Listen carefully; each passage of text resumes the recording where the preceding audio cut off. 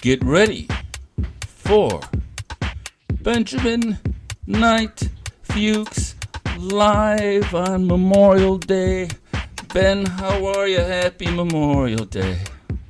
How was your holiday weekend? I had a very productive Memorial Day in a very interesting way. It was productive because I did stuff, but it was also productive because I didn't do stuff. Yeah, sure.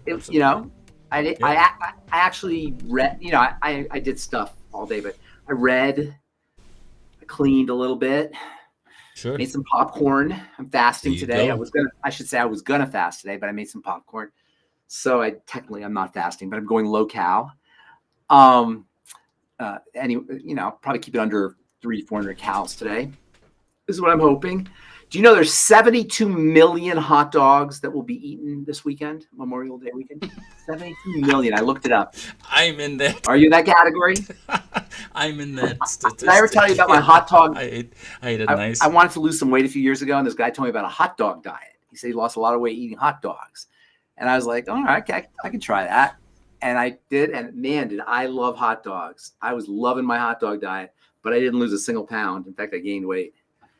But boy, did I like the hot dogs. I can see why people eat them, why people like hot dogs. Yeah. So. And Chicago's of course, famous Chicago's for famous hot dogs. for hot dogs. Yeah, how can you not eat hot dogs if you're in Chicago? Impossible. Yes. It's sacrilegious, especially now that the Pope is from Chicago. Does he have his own hot dog? Do they have like special Pope hot dogs or something in celebrate? I'm sure they are in Chicago creating Pope-centric sandwiches. Yes. All right. Yeah. Okay. So it's funny because I shouldn't say anything. I don't want to make any jokes about the Pope. That might not be right. So, but the hot dogs and the Pope have some things in common, I think. And we'll let you use your imagination on that. Okay. Anyway, so what's going on? Let's do some videos. Yeah, let's comment on the World Wide Web. Do you know this guy? So first we got Dr. Have you heard of Williams. this guy? I don't know this guy. I haven't heard of this guy, but I'm gonna not reboot, but just refresh, make sure the sound's up, and let's listen. Ivermectin paste, ivermectin cream is actually FDA approved for the treatment of rosacea. A lot of people don't know that, but ivermectin cream is actually FDA approved. Your dermatologist can prescribe it. Now, of course, the doctors hesitate to prescribe it, but it's a 1% ivermectin cream. You could treat rosacea. The ivermectin horse paste is actually 1.87%, so it's stronger. It's almost twice as strong. You can literally use it for any inflammatory or autoimmune skin condition. It'll treat cystic acne, which is the worst possible acne you can have, and it'll clear it completely. It'll clear eczema. Like I said, in many cases, it will clear psoriasis. But most impressive of all, it will clear skin cancers. And I now have tons of testimonials from patients who had either basal cell carcinoma, squamous cell carcinoma, melanoma. They started applying the horse paste twice a day. Within a couple of weeks, you see the skin lesions start changing. You can see it. Just after a couple of weeks of application, the lesion starts changing, it starts getting smaller, and after a month or two, it may fall off completely and it's gone. You can treat any skin cancer with ivermectin paste, the horse paste, the $8-9 horse paste that you get at whatever veterinary supply. Okay, so we've talked about rosacea, and you. So here's the deal. But you've eloquently talked about hydrating the skin. Yeah, so I'm a skin guy. When I hear somebody talk about rosacea and autoimmune diseases of the skin and skin diseases, I don't know what kind of doctor he is. Whenever they say doctor, DR, they're not an MD. So I don't know, maybe he's a chiropractor, an acupuncturist or something like that. But the point is, not that that's a bad thing, but the point is he doesn't really understand the skin except for from a medical standpoint. What do I mean by that? Ivermectin's got some interesting anti-inflammatory properties. And that's one of its mechanisms of action. So inflammation is a really fast. We talk about inflammation all the time, but what exactly is happening when the skin's inflamed? Damaged cells are sending out signals to the immune system that literally recruit the immune system to the damage. And part of the mechanism of action, of protection of these immune cells to the damaged tissue, is to surround it. That surrounding is what we mean by inflammation, or that surrounding is a part of the inflammatory process. The signals that are sent from the damaged tissue, these are signaling molecules, they call them, largely are of a class of molecules called cytokines. Have you heard of this term, Liam? Cytokines, especially in terms of cytokines. Cytokines, yes. I hear about a cytokine storm. They call it the cytokine yeah. storm. It's when there's a lot of damage and a lot of cytokines come out, and that was notoriously with the virus that came out. That, I don't want to mention its name because we'll get banned or whatever. You know what I'm talking about? So when the virus came out, ivermectin became popular because it has an ability to suppress cytokines. You with me? Are you with me? Okay. Gotcha. So by cytokine suppression, ivermectin exerts, and we find this with drugs a lot. It's actually an anti-parasitic. It kills parasites, but it also does other things. It has there's lots of biochemistry that it's capable of. And one of the biochemical properties is that it can suppress and reduce the production of these cytokines. Okay. So by doing that, you reduce rosacea, autoimmune diseases, like he says, all of the diseases that we have of the immune system involve cytokines, and by suppressing cytokines, you stop the symptoms. Here's the problem, though. When you have a cytokine, when you stimulate cytokines, and the immune system is activated by cytokines, only the medical model thinks the appropriate strategy is to suppress the cytokines. Do you follow the logic? Okay, From a healing perspective, you want to know what the heck's stimulating the cytokines. So rosacea, we find there's activity, there's immune activity that's initiated through the digestive system, and people have rosacea notoriously have food problems and digestive problems. For psoriasis, again, it's an autoimmune disease, and you're going to have an immune activation through the digestive system. You're not correcting skin cancer. Also, skin cancer is a little different because with skin cancer, you don't have a lot of time sometimes with cancer, so you got to do what you have to do. But these degenerative diseases that are reversible, I say, let's figure out what the heck the offending agent is. If you need ivermectin in the short run, okay. But the problem with these strategies is it allows us to continue with the bad habits, and now we don't have the immune protection. You with me? You suppress the cytokines. And that's the kind of issue that I have with, using these strategies. Is at the end of the world, there's worse drugs? For sure, there's worse drugs.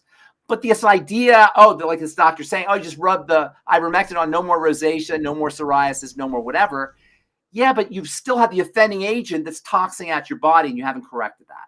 And that's the real issue that I see with these kinds of pharmacological interventions that may give you symptomatic relief, which is not a bad thing necessarily, but it may keep you from looking for the cause, and while you're doing further damage down the road because of whatever toxicity you have going on that's causing the rosacea or the psoriasis or the cancer. So does that make sense? You follow what I'm saying? It's not like it's bad per se. But absolutely. It seems like logically you want to know what the heck's going on.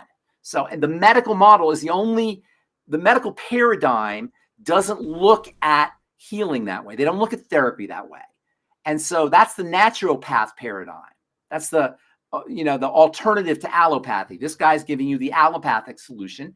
And maybe if you have, you're going to a party or something, or you have to go, you want to control your rosacea for a little bit, while you figure out the cause. Okay, I can see that, and I don't have a problem with that, but it just lends itself to treating it rather than reversing it. Yes, and that's what MD-directed medicine is good at, attacking acute trauma, That's right. Things that are happening now. Right. That's right. And so if you have rosacea, you have to go somewhere, and I don't know how fast it works. I hadn't heard this, but I can see why it would work. For any inflammatory issue. That's why it's such a panacea. You know, it's good for so many different things. Why? Because it's working at this fundamental anti-inflammatory or inflammatory level. It's blocking inflammation at this fundamental level of the cytokines. Makes sense? Makes sense. Okay, yes. Let's do the next one. All right, the next one, I believe, I'm a fresh fruit kind of gives me sort of a headache because I like fresh fruit, but then it's like the pesticides, and so it's I never know which way. I never know which way to go. But let's see. Here's a presentation on fresh fruit. Let's see what we have here. All right.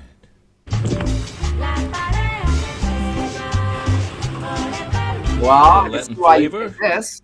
I see why you picked this. What is that, dragon fruit?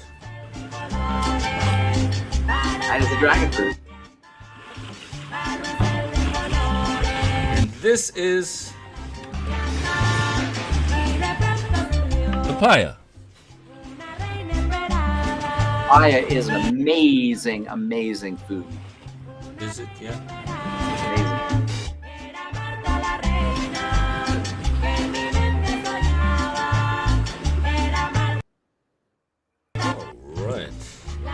She does a great presentation, I must say. She presents well, yes.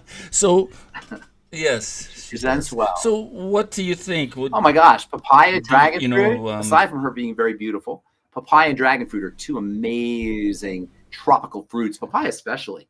Papaya is great for your digestive system. It's got pain relieving properties. It's anti-inflammatory.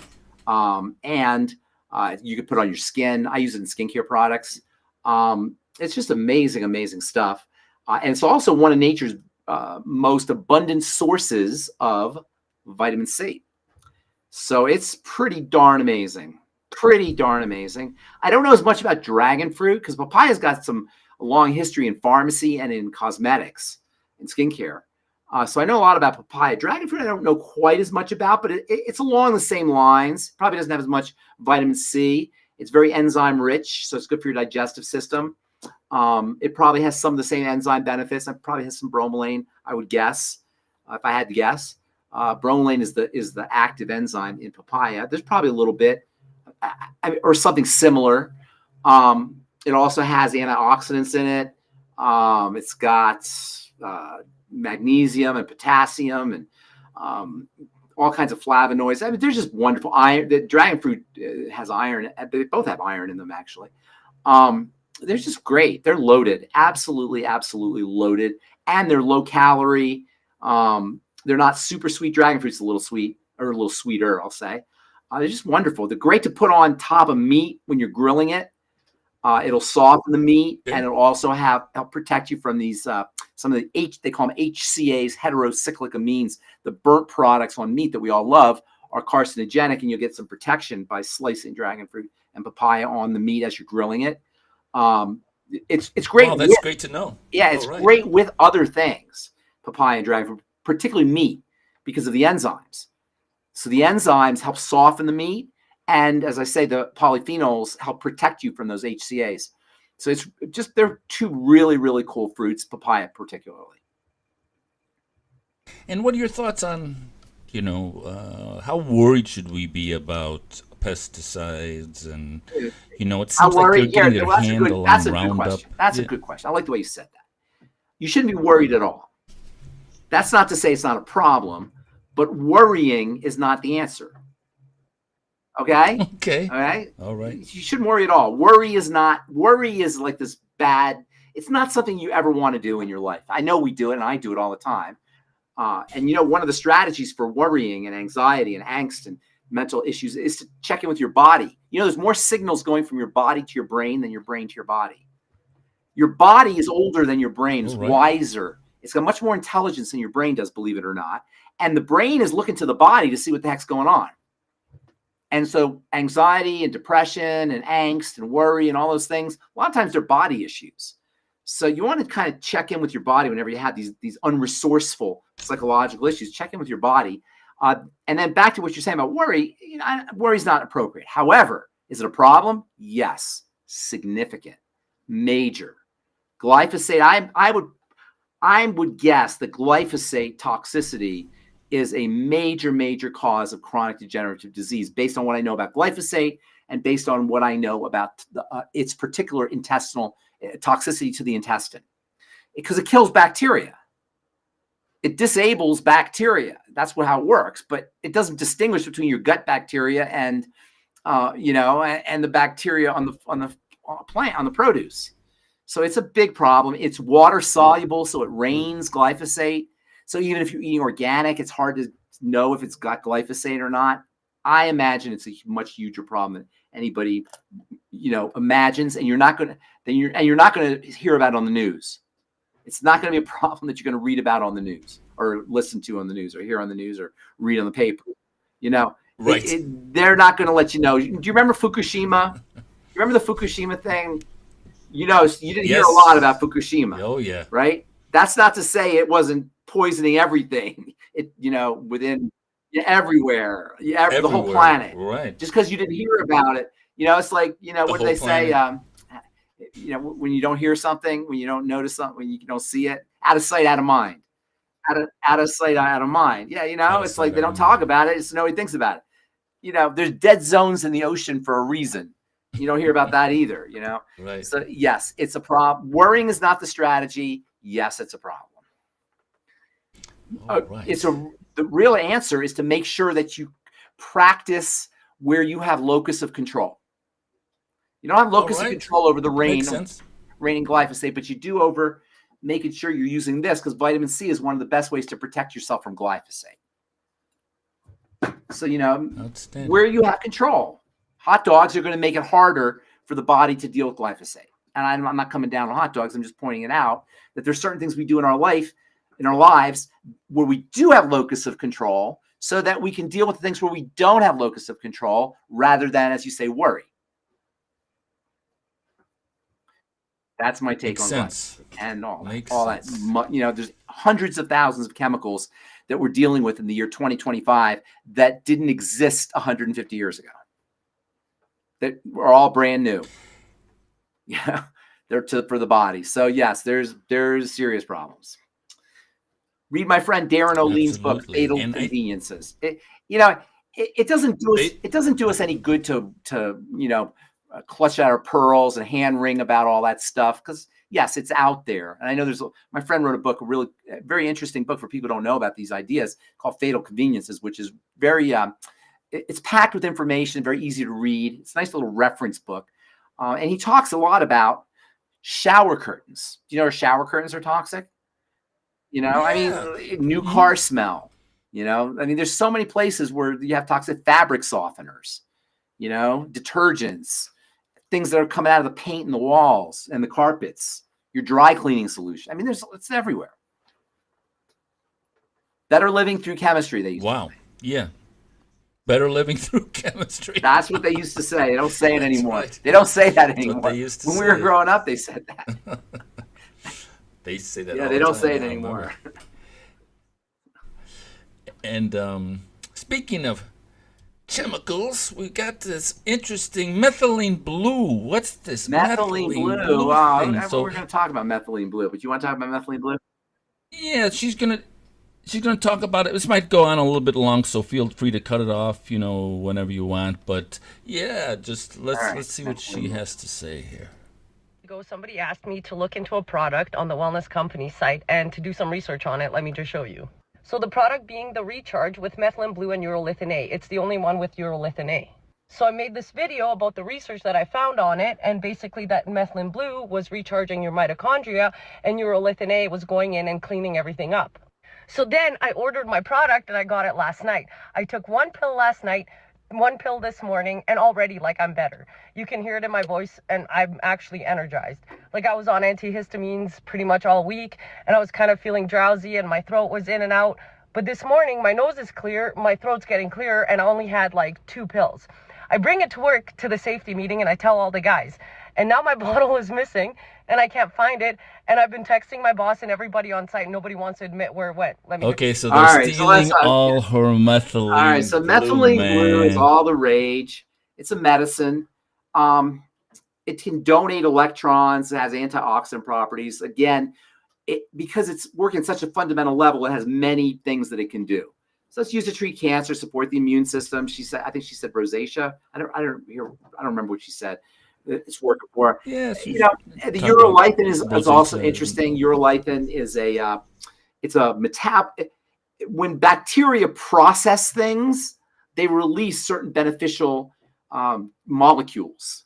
So when bacteria process certain flavonoids or polyphenols that are found in various fruits, pomegranates is notorious for having this compound that is converted into urolithin. Walnuts, there are various places. Strawberries, berries have this. It's called egalicatechin, or not egalicatechin. It's called it's an egalitanin. Egalicatechin is a little different. Egalitannins. These egalitanin are turned into urolithin, and urolithin's got some very interesting benefits. And now you can get urolithin supplements. And now what they're doing here is they're adding urolithin to methylene blue.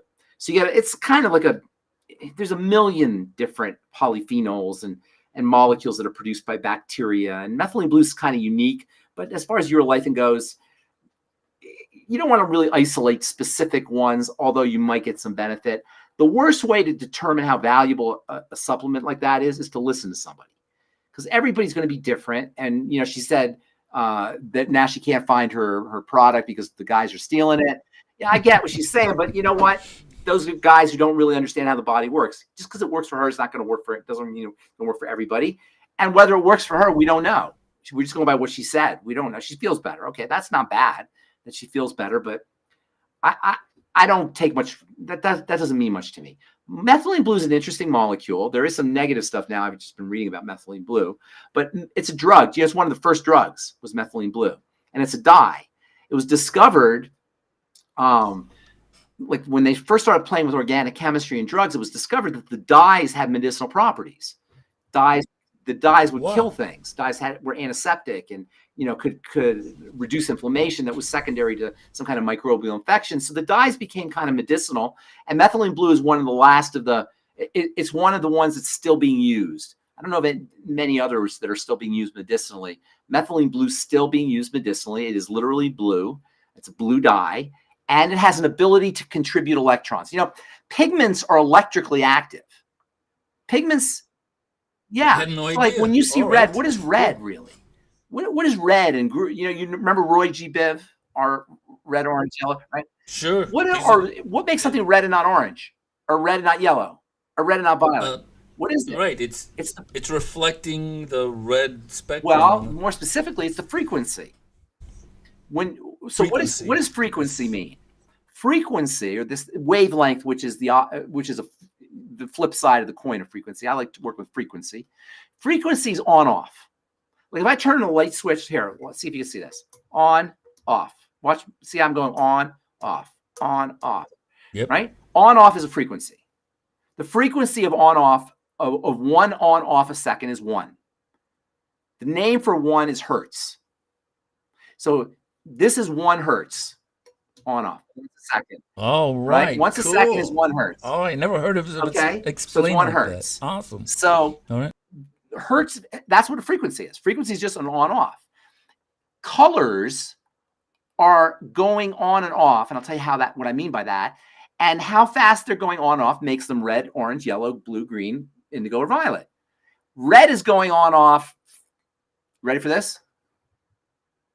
500, roughly, trillion times a second. Wow! No kidding. 500 trillion times a second. This is on off. 1. The hertz for red is around 500 terahertz. Wow, I had no terahertz idea. Per trillion hertz. So what does that mean? It means it's making the little tiny electrons in your eyes vibrate 500 trillion times a second. Wow. Now, if it vibrates at 800 trillion times a second instead of 500, you're going to see purple. If it vibrates at 600 trillion times a second, you're going to see orange. Then yellow, then red. It's the trillions, the hertz, the frequency. that is being measured. Now, the other side is wavelength, and that's not quite as intuitive to me, but the frequency is. Wavelength is the higher the frequency, the shorter the wavelength, and that's a little bit different to them. They measure that in nanometers. That's not quite as easy to visualize as frequency. So the point I'm making is that colors are electrically active. They're generating electrical energy by moving, by oscillation, by moving. Wow. That's how electrical energy is generated, by movement. So methylene blue and the dyes are generating electrical energy. They're donating electricity. They've got properties. And one of methylene blue's properties is it's anti-inflammatory and it's antioxidant. And it's particularly anti-inflammatory and antioxidant for mitochondria, which is a whole nother story. That's the little structures inside a cell that generate energy. And that's a whole nother, we do a whole talk on that one. So anything you do to support mitochondrial health is going to support your overall health. And so they use that, I've heard good things about it, I will say, but there's also, it's a drug, better. I always look at what's the ways we cannot necessarily treat, but reverse or correct rather than treat. You know what I'm saying? It's like the drug, like ivermectin. So for mitochondrial issues, let's figure out why are your mitochondria frying, why they're so right. Instead of using methylene blue. That being said, if you get benefit, you get benefit. Good for you. More power to her. Okay. And speaking of benefit, I remember growing up with the oil of Olay. The benefit. What are you trying to do? You're trying to make me angry? You're trying to get me all freaked out on this show? Holy cow. You really want to go there with the oil of Olay? Younger. Oh, come on. So let's watch this skincare. This is a blast. Okay, let's watch. Yeah, I'm talking to the maestro here, so I thought it would be fun to get your opinion here. Let's see. You look older than your husband. I thought I did, till a friend shared her secret. Oil of Olay beauty lotion. Skin drinks in oil of Olay. Soothes away dryness that accents wrinkles. Then those little lines are less noticeable. Smooth on morning and night. Never greasy. Marvelous under makeup. So you may look your youngest. How nice for your husband and for you. Share the secret of oil of Olay at your drugstore. Share the secret of the oil. That's a beautiful of woman. Olay. That's a beautiful woman. And that's what they're playing on. That's a beautiful woman. It's about feeling. See, skincare as we know it today is about superficiality. It's about an experience. Because skincare companies don't know what else to do. They don't know how to really make a change happen. And the FDA regulates certain things. So what they do is they sell you an experience, a feel. And that's a beautiful feel. It's a beautiful commercial. But you'll notice she didn't say anything. She said it soothes away wrinkles, soothes away dryness, so your wrinkles aren't as prominent. They didn't really do anything. Pull up the ingredients. Yes, let's find the ingredients. They are right here. All right, so here. Now, I'm a chemist, so I know all of these ingredients. But to the average person, they're not even going to pay attention. They're not going to. That means nothing. Does that mean anything to you? We've got hydrocitrate. Yeah, exactly. Acid, so let me break it down for you. I'll break the whole formula down. I could make that in my lab if I had all those ingredients. I could tell you roughly how much of everything is in there. So water is about usually 80%, 75, 80%. It's in a cream, higher in a lotion. Glycerin, 5 to 10%. Acetyl palmitate, 2, 3, maybe 4. I'd have to see it, but right around there. Mineral oil, probably 3%. Petrolatum, 3%. Acetyl alcohol, 2%. Glycerol hydroxystearate, 2%, 1%. Stearic acid, 0.5%. Stearic 100, 0.5%. Dimethicone, hold on to that word right there. That's at maybe 0.2%, 0.3% based on the formula. Roughly those kinds of numbers.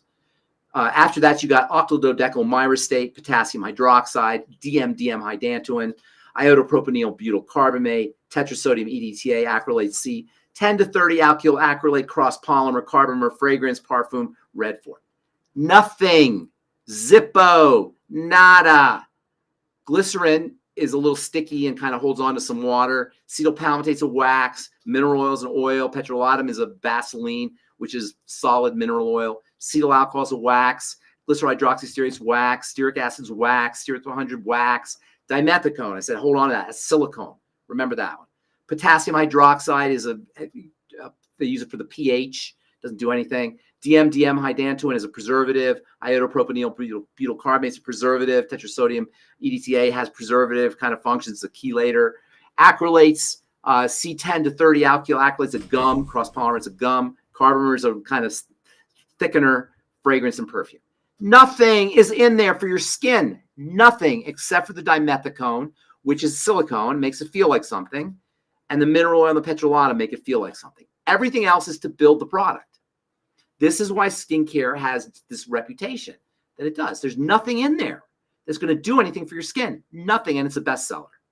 Because people don't know. And I think we've talked about it before, but people don't understand how the skin works. And so, you know, to a guy like me who's trying to help people with their skin, this is a slap in my face and a slap in my patient's face. It's insulting. But people don't know. You don't know what you don't know. And so people don't know how to do that. And that's why I started Skin Health. You don't because know. Unfortunately, that's what the bulk of the skincare products are like. The vast majority of skincare products are like that. Although that one's egregious. That's a very old formula. So more modern ones, they'll throw little bells and some bells and whistles in there, you know. But basically, that's the idea. And that's why skincare has such a bad reputation. And that's why nobody's happy with their skincare products. And that's why we have so many skincare companies out there. Because nobody's satisfied with their skincare, so everybody's looking around for the latest and greatest. So that's not how I formulate, and that just makes me angry. Speaking of how you formulate, I was going, I was on YouTube and I saw one of your commercials. I was like, wow, Ben's got a commercial. It was so well produced. It was cinematic. It was wonderful, and I believe I have it. Yeah, it was awesome. It has like sounds like the testimonials come in and the sound goes. And wow, like, I haven't seen it. I don't follow.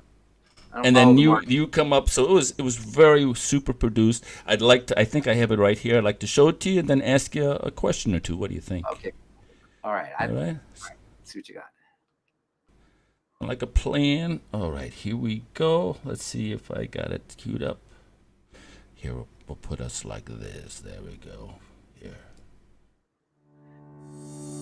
Hi, I'm Ben Fuchs, pharmacist and formulator of Truth Treatments. My background as a pharmacist and my 35 years of dermal research have led me to a formulation strategy that is unheard of in the skincare industry. I believe, like medicine, skincare should be about health. I believe, like medicine, skincare can do something real for your skin. That's why my Truth Treatments are formulated with only 100% active and functional ingredients. These products have been amazing and such a big difference. It really helped take away a lot of the redness and some of my acne scars. My skin is glowier, smoother, fewer wrinkles. My skin is back to normal. It's soft and moisturized throughout the day. Healthy skin is beautiful skin. I am pharmacist Benjamin Fuchs, and I know you are gonna love the truth. Yeah. All right. I wish I had an applause track. That was outstanding. Okay, so Ben, the question that everybody wants to know is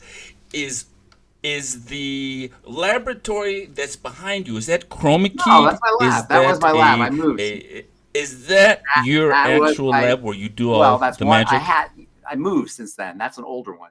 So yeah, I have a lab. Actually, that was my lab. Absolutely. Those are my little mixing stuff. And the shelves there, and you know, the mixer's right there. And I think I was working. So can you tell me work in the corner there? How does it work? Formula. Do you build like when I was building the line? When I was building the line, I was kind of playing around a lot.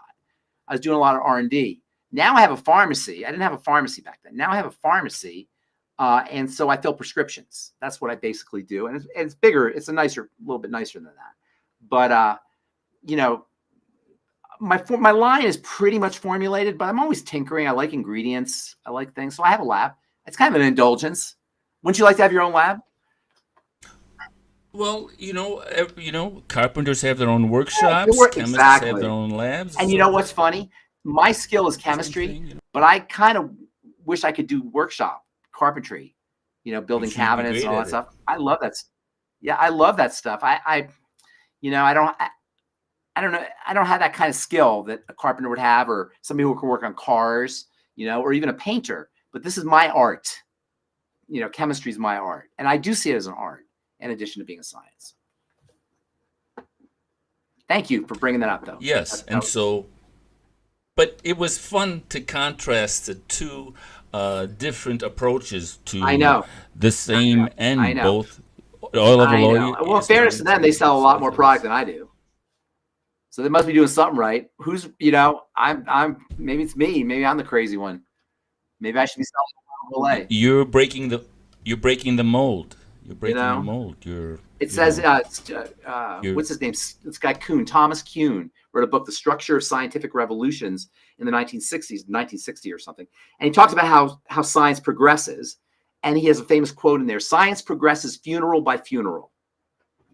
And that's kind of how it has to happen. That's how it has to happen. I have to write that down. Science progresses funeral by funeral. Isn't that good? That's outstanding. Yeah. So, all right. Hopefully I won't die. If you want to check out Ben's products, just screenshot this QR code. It will take you here, I believe. Right, got a few more hours left. To Truth Treatments. You've only got a few hours left for the Memorial Day sale. All right. Thank you. So this is the site that has the products that Ben so skillfully puts together. Leon. And we'll talk more about it later. We're at the half an hour mark, so we don't want to. All right. Good to talk to you. Good to see you. We don't want to take everybody's too much time. Happy Memorial Day, and happy Memorial Day to our veterans who are out there listening, if there are any listening, or friends of veterans. And thank you for everything that you do to keep us free, as they say. And hopefully everybody's enjoying their holiday and back to work tomorrow. All right, everyone. Thanks so much. See you next week. Take care. Bye-bye. Hey, just finished. Just